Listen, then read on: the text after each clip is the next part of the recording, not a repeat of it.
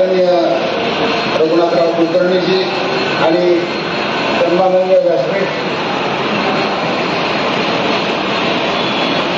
माझ्या समोर उपस्थित असलेले सर्व वसईकर बांधव,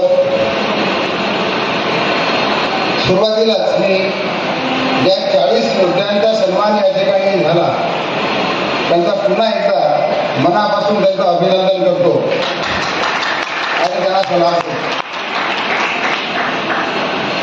मला थोडक्यात बोलायचं आहे आणि काय बोलायचं याचा मी विचार करत होतो.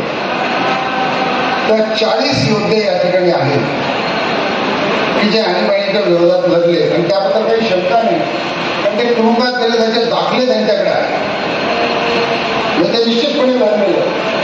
याचा अर्थ ते निश्चितपणे 75ला होते. 1960च्या आधी ज्यांचा जन्म झाला त्यांनी जर हात वर करा, ते तुरुंगात गेले असतील किंवा नसतील. 1960च्या आधी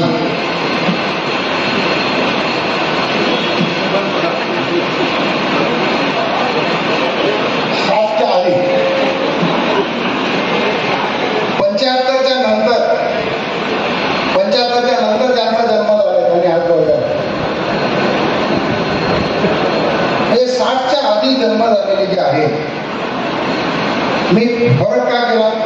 1960च्या आधी ज्यांचा जन्म झाला ती एक पिढी होती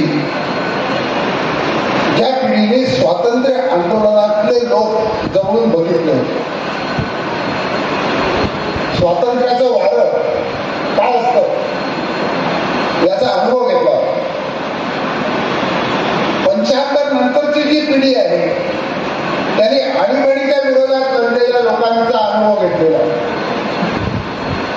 आणि 90 नंतर जन्माला आलेली पिढी आहे त्याला स्वातंत्र्याचा काही संबंध नाही. बरोबर आहे का? तुझ्या मला माहिती.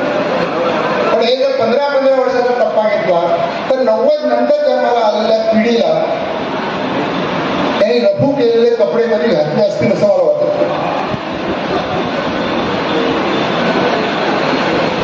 किंवा टेलिग्राम, पोस्टाने येणारा टेलिग्राम त्यांनी पाहिला असेल झालं, पोस्टाचं कार्ड बघितलं असेल असं वाटत.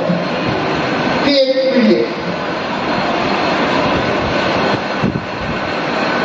आता प्रत्येकाने इथल्या आमदारांनी जाऊन घोषणा द्या, आमदाराच्या आईने पण सांगितलं हात जाऊन घोषणा द्या, त्या आमदाराचा बाप पण सांगतोय की घोषणा द्या, त्या माझ्याबरोबर